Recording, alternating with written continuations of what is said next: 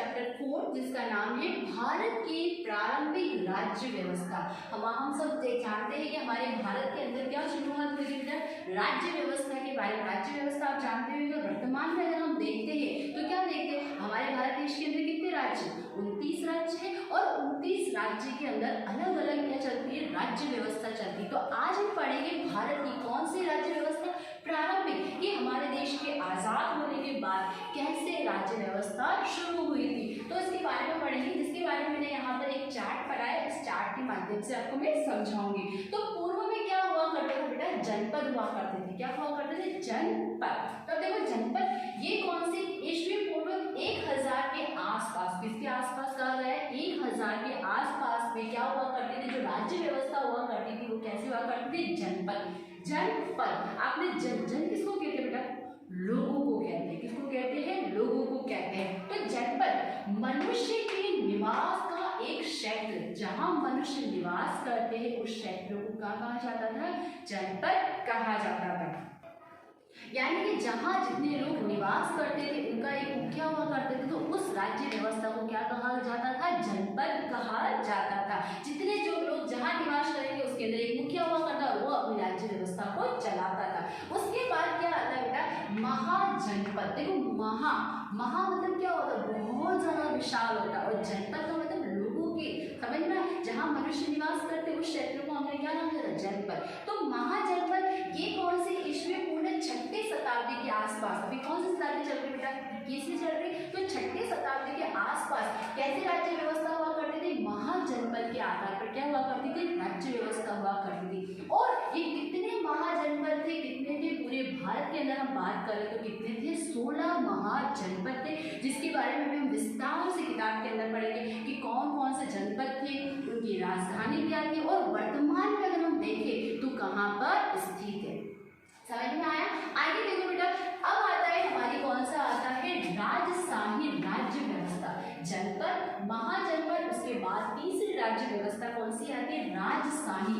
राजशाही नाम से पता चल रहा है कि राजा के द्वारा क्या किया जाएगा, शासन व्यवस्था को संभाली जाएगी। उसे हमने नाम क्या दिया बेटा, राजशाही राज्य व्यवस्था। कि जिस राजतंत्र में मुख्य कौन है, राजा, यानी कि जहां पर एक राजा है और वो अपने आसपास की व्यवस्था को संभालता है, तो ऐसी राज्य व्यवस्था को हम क्या कहते हैं, राजशाही राज्य व्यवस्था। अब यहाँ पर कौन कौन से ऐसे राजशाही हुआ करते थे, तो एक हुआ करता था बेटा मगध। ये मगध एक महाजनपद हुआ करते थे। कौशल, वत्स्य, अवनति, ये तीनों ही क्या थे, महाजनपद थे। और ये इनके यहाँ पर क्या चलता था, शुरुआत में क्या शुरू हुई थी, राजशाही राज्य व्यवस्था क्या हुई थी, शुरू हुई थी। अब ये चारों जो थे, मगध, कौशल, वत्स्य, अवनति, ये चारों क्या आते थे, आपस में क्या होने के बीच में क्या होने लगी, प्रतिस्पर्धा होने लगी। प्रतिस्पर्धा का मतलब क्या होता है बेटा, कॉम्पिटिशन। किसको लेकर, अपने आप को शक्तिशाली बताने के लिए, अपने आप को शक्तिशाली। तो इन चारों के बीच में क्या होता है, युद्ध होता है, आपस में लड़ाई झगड़ा करते हैं, कॉम्पिटिशन होता है। तो जो शक्तिशाली राज्य जो होता है, शक्तिशाली जो राजा होता है वो कौन सा, मगध का। तो ये अपन आगे किताब में अच्छे से विस्तार से पढ़ेंगे कि मगध में कैसे क्या क्या रहता है। आगे चलते हैं गणराज्य। कौन सी राज्य व्यवस्था, गणराज्य, जो अभी हमारी वर्तमान में कौन सी राज्य व्यवस्था चलती है, गणराज्य चलती। तो ये इसकी शुरुआत होती है कौन सी राज्य व्यवस्था की, गणराज्य। अब एक गणराज्य क्या होता है, तो गण का अर्थ क्या होता है बेटा, समूह। समूह क्या होता है, समूह, कोई ग्रुप होता है उसको हम क्या कहते हैं, गण कहते हैं।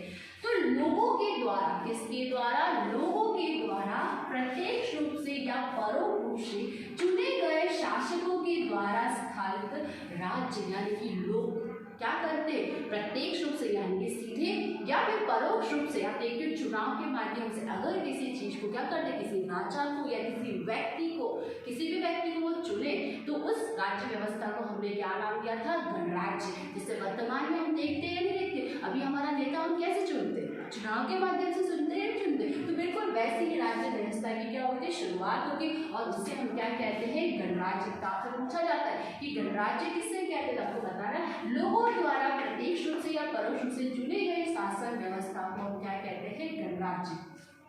अब देखो बेटा, ये गणराज्य जो अलग अलग राज्यों में स्टार्ट होते हैं, यहाँ पर मैंने एक नाम लिखा है वैशाली, जो कि एक लिचवा, ये आपकी किताब में दे रखा है, तो आप उसको अच्छे से भी देखेंगे। और यहाँ पर एक सबसे पहले शुरुआत की थी किसकी, गणराज्य की, तो उसका नाम था वज्रसेन गणराज्य। इसके बारे में अभी हम और डिटेल से क्या करते हैं, किताब में पढ़ते हैं। चलो आइए पढ़ते हैं।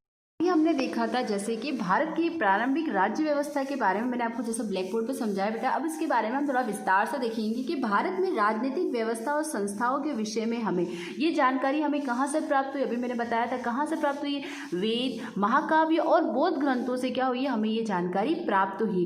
ऋग्वेद कालीन व वैदिक कालीन के अंदर, कौन से कालीन के अंदर, ऋग्वेद और वैदिक कालीन में राज्य व्यवस्था का स्वरूप कबीलाई शासन व्यवस्था की तरह हुआ करता था। किसकी तरह हुआ करता था, कबील शासन व्यवस्था की तरह हुआ करता, और इनका एक मुखिया हुआ करता। मुखिया मतलब बच्चों यहाँ एक हेड हुआ करता, जिसे अपन क्या कहते थे, राजन्य कहते थे।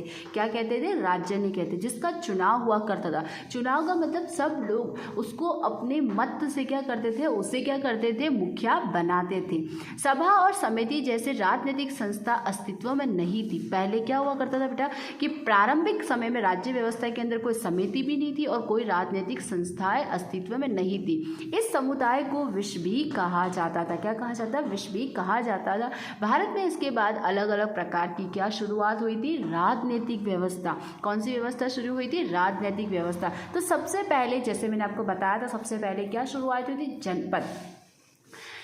वर्तमान समय में तो हम नेता का चयन करते, लेकिन पूर्व में क्या किया जाता, नेता वेता नहीं होते थे, क्योंकि पहले इस तरह की राजनीतिक व्यवस्था नहीं हुआ करती। तो जनपद काल के समय में क्या हुआ करता, ईस्वी पूर्व 1000 के आसपास पंजाब और गंगा नदी के क्षेत्र के अलग अलग समूह के प्रारंभिक राज्यों की स्थापना हुई थी। कब, 1000 के आसपास की बात कर रहे हैं, जिसे हम क्या कहते थे, जनपद कहते थे। अलग अलग छोटे छोटे क्या बना दिए थे, समूह बनाए जाते, जिसे हम क्या कहते थे, जनपद कहते हैं। जनपद अर्थात मनुष्य के निवास का एक क्षेत्र। क्या बोला, जनपद, जहां मनुष्य निवास करता उस क्षेत्र को हमने क्या बोला, जनपद नाम दिया था। जनपद शब्द राज्य के अर्थ में प्रयोग किया जाता है। जनपद शब्द किसके, अभी जैसे हम वर्तमान में हम राज्य बोलते हैं, तो पूर्व में प्रारंभ में क्या बोला जाता था, जनपद, क्योंकि जहां लोग निवास करते हैं उसे अपन क्या कहते हैं, जनपद। जनपद जो था ऋग्वेद कालीन कबीलाई समाज से अधिक विशिष्ट रखे जाते थे। ऐसी राजनीतिक थी व्यवस्था थी। कुरु, पांचाल जैसे अलग अलग समूह के राज्यों का इनमें समावेश था। कौन कौन से राज्य थे, कौन कौन से राज्यों का समूह था, कुरु और पंचाल राज्य का। नेक्स्ट हमारा जो जनपद आया था वो कौन सा आया था, महाजनपद। महा, अब नाम से क्या रहा, महाजनपद। जनपद मतलब क्या होता है बेटा, लोगों के निवास स्थान को हम क्या कहते हैं, जनपद कहते हैं। तो ईस्वी पूर्व 6ठी शताब्दी के अंदर, कौन सी शताब्दी के अंदर, 6ठी शताब्दी के आसपास भारत में 16 जनपद हुआ करते थे। कितने, 16 महाजनपद हुआ करते थे। इन 16 जनपदों को कई गणराज्य भी थे, कई राज्यशाही प्रकार के राज्य भी थे। कुछ तो कैसे थे, गणराज्य थे, और कुछ कैसे थे, राज्यशाही प्रकार के थे। अब यहाँ देखो 16 महाजनपदों के बारे में बताया। जैसे पहला जनपद था जिसका नाम क्या था, अंग। क्या नाम था, अंग। और अंग की राजधानी क्या हुआ करती थी बच्चों, चंपा हुआ करती थी। और ये वर्तमान में कहाँ, पूर्वी बिहार, यानी कि जो बिहार है उसकी पूर्वी साइड क्या है, ये महाजनपद स्थित है। वजी जो है वैशाली इसकी राजधानी हुआ करती थी, ये उत्तर बिहार में स्थित है। मलल, ये कुशीनार, ये गोरखपुर के पास वाला जो क्षेत्र है, गोरखपुर का है बेटा यूपी के अंदर, और यूपी वाला जो क्षेत्र था वहाँ पर मलह कुशीनार जगह हुआ करता है। काशी की राजधानी क्या है, वाराणसी, और वाराणसी कहाँ है, हमारा उत्तर प्रदेश के अंदर। मगध जो हुआ करता था वो कहाँ हुआ था, गिरिव्रज राजगृह, जो कि दक्षिणी बिहार में स्थित है। वर्तमान में अगर हम देखेंगे तो कहाँ स्थित है, दक्षिणी बिहार में। कौशल, श्रावस्ती, अयोध्या, और अयोध्या जो था अवध यानी कि उत्तर प्रदेश के अंदर क्या हुआ करता था, यह जनपद स्थित था। वत्स्य, कौशाम्बी, प्रयागराज के आसपास का जो चित्र, और प्रयागराज कहाँ है, इलाहाबाद के अंदर। इलाहाबाद कहाँ है बच्चों, उत्तर प्रदेश के अंदर। चेदी, सुक्तिमती, यमुना नर्मदा नदी के पास वाला पंचाल, अहिच्छत्र, ये सारे इधर हम पढ़ रहे हैं राजधानी, और ये क्या था बेटा, महाजनपद। चेदी, सुक्तिमती, यमुना और नर्मदा के मध्य वाला जो भाग है, मध्य भारत का जो भाग है, वहाँ पर कौन सा जनपद हुआ करता, चेद। नेक्स्ट है पंचाल। पंचाल जो था अहिच्छत्रकामी, ये बरौली के आसपास का जो क्षेत्र हुआ करता था वो क्या कहा कहलाता था, उत्तर प्रदेश वाला जो है सूरसेन जो है वो कहाँ है, मथुरा के अंदर। और अभी वर्तमान में अगर हम देखें तो हमारा मथुरा कहाँ स्थित है, उत्तर प्रदेश के अंदर स्थित है। तो ये हमने क्या देखे जनपद के बारे में। और अब हम 11वां जनपद देखते तो 11वां जनपद कहाँ था, कुरु, और कुरु की राजधानी क्या हुआ करती थी, इंद्रप्रस्थ। और इंद्रप्रस्थ कहाँ, इंद्रप्रस्थ अगर वर्तमान में हम देखें तो कहाँ है, दिल्ली और मेरठ के आसपास का जो क्षेत्र है वो हमारा क्या कहलाता है, 12वां जनपद जो था हमारा अशमक, वो कहाँ था? पौंडैना, ये राजधानी है। गोदावरी नदी के किनारे क्या कर ये है? वर्तमान में अगर हम देखें तो ये गोदावरी नदी के आसपास। अब हमारा आता है 13वां जनपद। 13वां जनपद जो था वो कौन सा था बच्चों? अवंती। बहुत इंपॉर्टेंट से आपसे पूछा जाता है कि 13वें जनपद कौन सा था? हमारा अवंती। और अवंती की राजधानी क्या थी? उज्जैन। और ये कहाँ है? मालवा प्रदेश के अंदर। कौन सा प्रदेश? मालवा प्रदेश। नेक्स्ट है मत्स्य। मत्स्य जो महाजनपद था वो कहाँ? विराटनगर के अंदर। इसकी राजधानी कौन सी थी? विराटनगर। मत्स्य महाजनपद की कहाँ थी? विराटनगर। और जो वर्तमान में अगर हम देखें तो वो कहाँ है? राजस्थान के अंदर, जयपुर में स्थित है। कहाँ पर? राजस्थान। हमारा महाजनपद कौन सा था बच्चों? अवंती, जो कि कहाँ है? इसकी राजधानी कौन थी? उज्जैनी। ये जो मालवा प्रदेश के अंदर है, वर्तमान में अगर हम देखें तो कहाँ पर? मालवा प्रदेश के अंदर।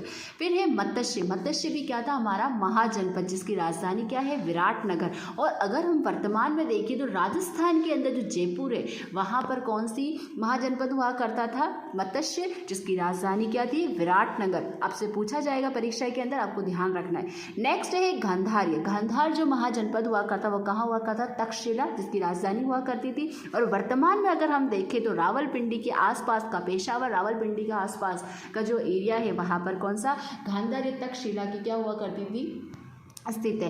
कम्बोज जो कि लाजपुर, ये नेतृत्व कश्मीर के आसपास वाला क्षेत्र है। तो अभी हमने क्या देखा बच्चों? महाजनपद हुआ करता था। पहले की राज्य व्यवस्था के बारे में हम देख रहे थे। पहले जनपद हुआ करता था, फिर महाजनपद। और महाजनपद कितने हुआ करता था बच्चों? 16 महाजनपद। भारत के अंदर कितने महाजनपद थे? 16। अब आप देख सकते हो महत्वपूर्ण जनपद और महाजनपद के नगर। यहाँ पर आपको कुछ नगरों के बारे में दे रखा, जैसे अभी हमने देखा तक्षशिला। तक्षशिला कौन से थे बेटा? गांधारी। तो ये इस तरह से भारत के उत्तरी हिस्से में कौन सा था? तक्षशिला स्थित थी। फिर हमने देखा था मत्स्य। तो ये मत्स्य जो है आप देख रहे हो, जिसकी राजधानी विराटनगर, ये कहाँ है? हमारे राजस्थान यानी कि जयपुर में स्थित है। तो आपसे पूछा जा सकता है कि महाजनपद मत्स्य कहाँ है? तो राजस्थान के उत्तरी। और अगर हम देखें तो भारत की किस एरिया की तरफ? पश्चिमी तरफ। फिर अवंती का बराबर, अवंती थी कहाँ है? उज्जैनी, जो कि मालवा प्रदेश। आप देख सकते हो ये गुजरात और राजस्थान के बीच में जो अवंती के, इस तरह से नक्शे के अंदर भी आप हम देख सकते हैं। ठीक है, आगे हम देखेंगे कि अब हमारी कौन सी राजशाही राज्य व्यवस्था। पहले तो जनपद हुआ करते थे, महाजनपद, और महाजनपद के अंदर भी कुछ ऐसे भी थे जिनके अंदर कैसे थे? राजशाही राज्य व्यवस्था होती। राजशाही का मतलब जैसे मैंने आपको अभी समझाया था, राजा का। किसका बच्चों?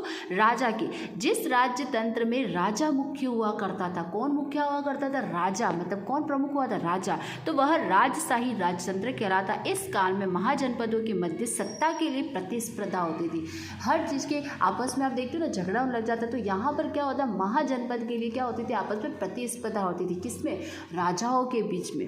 तो यहाँ पर जिनमें प्रमुख शक्तिशाली, जिसमें मुख्य 4 शक्तिशाली राजतंत्र थे, कौन कौन से थे? मगध, कौशल, वत्स्य और अवंती का बीच में हमेशा क्या हुआ करता था? इन चारों महाजनपदों के बीच में क्या हुआ करता? प्रतिस्पर्धा। प्रतिस्पर्धा का मतलब बच्चों कंपटीशन। आपस में कंपटीशन होता या नहीं होता था? बिल्कुल। इन चारों जनपदों के बीच में क्या होता? हमेशा कंपटीशन होता रहता था। और अंत में किसकी विजय होती? मगध। मगध बहुत ही शक्तिशाली होता है। कौन कैसा होता है बेटा? शक्तिशाली होता है, और उसकी क्या होती है? जीत होती है। अब अपन पढ़ेंगे मगध। मगध एक महाजनपद है जिसके बारे में राजशाही राजतंत्र में बुद्ध के समय में मगध राज्य शक्तिशाली महाजनपद बना था। किसके समय? बुद्ध के समय। मगध के 3 शक्तिशाली वंश हुआ करते थे। कौन कौन से थे? हर्ष वंश था, नाग वंश था, नंद वंश था। इस वंश के स्थापक बिंबिसार नामक के राजा थे। कौन से? हर्षक वंश के कौन थे? बिंबिसार नामक के राजा थे। मगध की राजधानी के रूप में राजगृह गिरिवर्ष था, जो गंगा और सोन नदी के किनारे वाले भाग थे। इसके बाद इनके पुत्र अजातशत्रु ने शासन किया था। उन्होंने पाटलिपुत्र पटना को राजधानी बनाया था। किसको बनाया था? पाटलिपुत्र पटना को क्या बनाई थी? राजधानी। बिंबिसार, उनके पुत्र कौन थे बेटा? अजातशत्रु, और उन्होंने फिर क्या बनाई थी? पाटलिपुत्र पटना को क्या बनाई थी? राजधानी में। उन्होंने ब्रजेश संघ के साथ साथ युद्ध करके लिच्छावियों को पराजित किया और मगध राज्य का क्या हुआ? विस्तार हुआ। फिर आए कौन से? हर्षवर्धन के वंश के बाद कौन से आए थे? नागवंश। हर्षवर्धन के बाद नागवंश सत्ता में आया था। कौन सा आया था? नागवंश, और जिनमें शिशुनाग नाम के बौद्ध धर्म बनाने वाले राज्य थे। फिर हमारे तीसरे कौन आए थे बेटा? नंदवंश।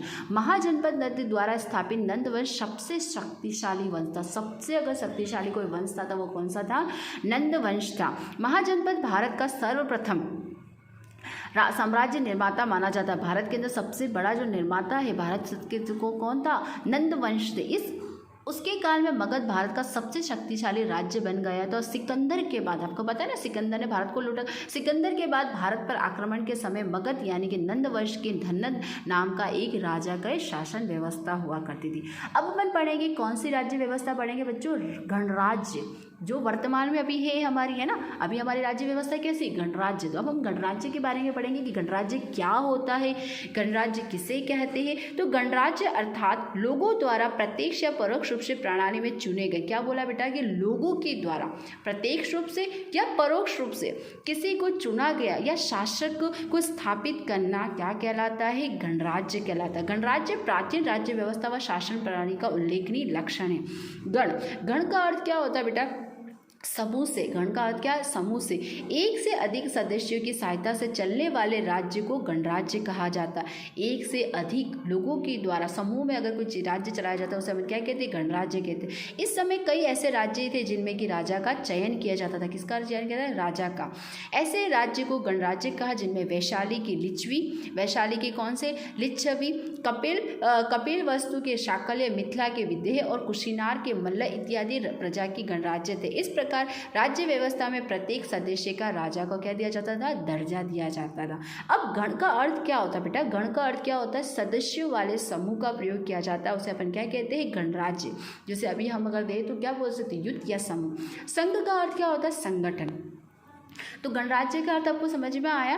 नेक्स्ट है वैशाली वजी राज्य, राजा सत्ता वाले महाराज्य आसपास के क्षेत्रों की अपने सत्ता से लेकर साम्राज्य स्थापना महत्वाकांक्षी रखते। यह देखकर लिच्छवी, व्रजी, गातु, विदेह, साकल्य, मल्ल इत्यादि 8 से 9 जाति के लोगों ने भी अपनी रक्षा के लिए किसकी स्थापना की थी, एक संघराज्य की, यानी कि एक संगठन की स्थापना की थी और उससे उन्होंने एक नाम दिया था जिसका नाम क्या था, वजीय संघ। ये अलग अलग जाति के लोगों ने क्या किया था बेटा, अपनी रक्षा के लिए एक संगठन बनाया और उस संगठन का नाम क्या रखा गया था, वजीय संघ रखा गया, जो क्या करता था, उनकी रक्षा करता, उनकी व्यवस्था को चलाता था।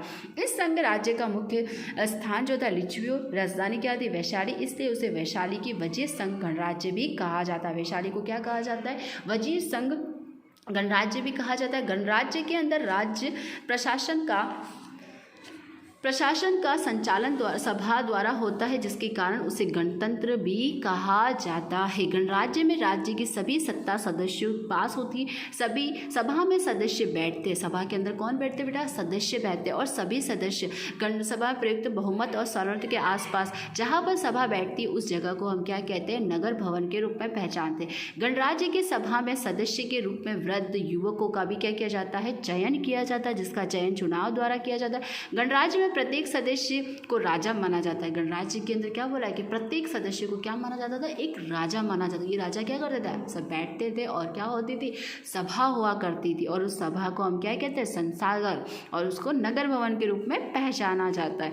गणराज्य की अपनी एक सभा होती है जिसमें संचालन, संरक्षण, युद्ध सिद्धि जैसे महत्वपूर्ण प्रश्नों पर क्या होती थी बेटा, चर्चा हुआ। सब लोग आपस में बैठते थे और कैसे संचालन करना है, कैसे युद्ध के लिए करना है, संरक्षण कैसे करना है, इन सारी बातें बाद में निर्णय कोई भी सदस्य निश्चित समय तक रहता। गणराज्य का प्रमुख एक कार्यवाहक समिति राज्य प्रशासन में मदद करती थी। गणराज्य समय का समाज जीवन कैसा था, उस समय की बात कर रहे हैं कि जब गणराज्य की स्थापना हुई थी। गणराज्य क्या आया था, पहले हमने देखा था जनपद था, फिर महाजनपद था, फिर हमने क्या देखा बेटा, राज्य व्यवस्था देखी। अब अपन ने क्या देख रहे, गणराज्य। तो गणराज्य के समय वहाँ के समाज, वहाँ के लोगों की जीवन व्यवस्था कैसी थी।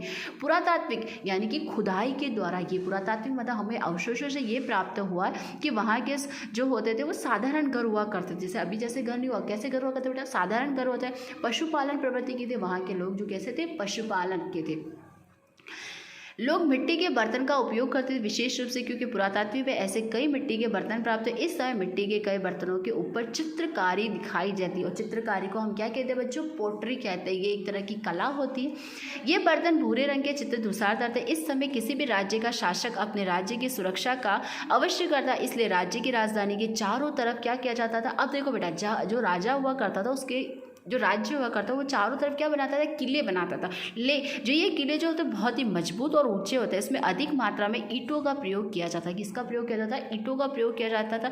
कई राजा अपनी शक्ति और समृद्धि का दिखावा करने के लिए राज्य की चारों तरफ क्या करते, विशाल ऊंची ऊंची बड़ी बड़ी दीवारें बनाते थे। तो ये देखो बेटा, ईंटों से बनी एक किले की, जो कि कहाँ है, प्रयागराज इलाहाबाद और इलाहाबाद कहाँ है बेटा? यूपी के अंदर। प्रयाग में प्राप्त ईंटों की दीवार कब कितनी 2500 वर्ष पहले की, कितने वर्ष पहले की? 2500 वर्ष पहले की मानी जाती। और प्राय उस समय इसी प्रकार के दीवार वाले किले बनाए जाते थे। इस समय के सभी महाजनपदों को विशाल सेना सुरक्षा के लिए मजबूत किले की क्या होती थी? आवश्यकता होती थी। राजा लोग क्या करते थे? सुरक्षा की दृष्टि से क्या करते थे? अपने राज्य के चारों तरफ क्या बनाते थे बेटा? बड़े बड़े क्या बनवाते थे? किले बनवाते थे। और यहाँ हमने क्या देखा कि एक प्रयागराज करके है जहाँ पर क्या 2500 वर्ष पूर्व में ही क्या कहते ईंटों से क्या बनवाए थे? किले का निर्माण करवाया था, जो काफ़ी क्या होता था? मजबूत होता था। और अगर कोई दुश्मन जो है अगर आक्रमण करेगा तो उससे क्या सुरक्षा भी प्राप्त होगी। इस आवश्यकता को पूरा करने के लिए लोगों से कर लिया करते थे। क्या करते थे? लोगों से कर मतलब क्या होता है बेटा? टैक्स। जैसे अब आप देखते हो कभी कहीं जाते हो तो आप देखते हो ना कि हम जब जाते हैं तो हमको हाईवे पे कौन मिलता है? टैक्स लेते हैं हमसे। जब गाड़ी हम चलाते देखते हो आप लेते हैं या नहीं लेते? तो उस समय भी क्या हुआ करता था? राजा लोग क्या करते थे? उनसे क्या लेते थे? कर लेते थे, यानी कि टैक्स लेते। कृषि का छठा भाग क्या करते बेटा? कृषि के छठे भाग का किसान राजकोष में जमा करता था। क्या क्या किया जाता? ये वहाँ की राज्य व्यवस्था थी कि लोगों से क्या था? कृषि के लिए क्या लिया जाता? कर लिया जाता था। छठा भाग क्या कहते हैं? राजकोष में जमा करते। कारीगर समाज महीने में एक दिन राज्य का कार्य करते थे। कारीगर जितने भी होते थे वो क्या करते थे? राज्य के लिए एक दिन काम करते थे। और पशुपालक की रूप में पशु देते थे। और पशुपालक के रूप में जो पशुपालक हुआ करते वो क्या करते थे? पशु देते थे। किसको? राज्य के राजा को। और व्यापारी वस्तु का क्रय विक्रय भी करते थे। महाजनपदीय समय में लोहे के औजारों के कारण खेती में क्या आई थी? सुधार आई थी। तो अभी हमने इस चैप्टर के अंदर क्या पढ़ा बेटा? भारत के प्रारंभिक राज्य व्यवस्था के बारे में पढ़ा कि प्रारंभ में शुरुआत में कैसी राज्य व्यवस्था हुआ करती थी, कौन कौन से समय में कौन कौन सी हुआ करती थी, क्या क्या हमने देखा, इसके बारे में हमने पढ़ा। अब आप देखो बेटा आपके स्वाध्याय जो है आप स्वाध्याय में देख सकते हो कि महाजनपद कितने हुआ करते थे? कितने हुआ करते थे बेटा? 17, 18, 16 या 19? कितने बड़े थे अपने? 16। Very good. महाजनपद किस काल में आया था? तो कौन से काल में आया था? वैदिक काल के अंदर। कौन से काल में बेटा? वैदिक काल में। निम्नलिखित में से कौन सा राज्य गणराज्य था? तो मुझे बताओ। वत्स्य था, कौशल था, मत्स्य था, वैशाली था। तो हमने क्या पढ़ा था? कौन सा था? वैशाली जो था वो किस में आया था? ये तो राज्य व्यवस्था के अंदर आया था। वैशाली जो ये किस में आए थे बेटा? हमारे राज्य व्यवस्था के अंदर। जनपदों में कितने प्रकार की व्यवस्था होती है? तो 2 प्रकार की। फिर हमने यहाँ देखो मगध जो है वो उसकी राजधानी कौन सी हुआ करती थी? मगध की राजधानी कौन सी थी? अपन ने पढ़ी थी गांधारी की कौन सी, वत्स्य की कौन सी और अवनीति की कौन सी। तो आपको बताना है इनके बारे में और इसको क्या करना है? अपनी नोटबुक में होमवर्क करना है। Thank you students.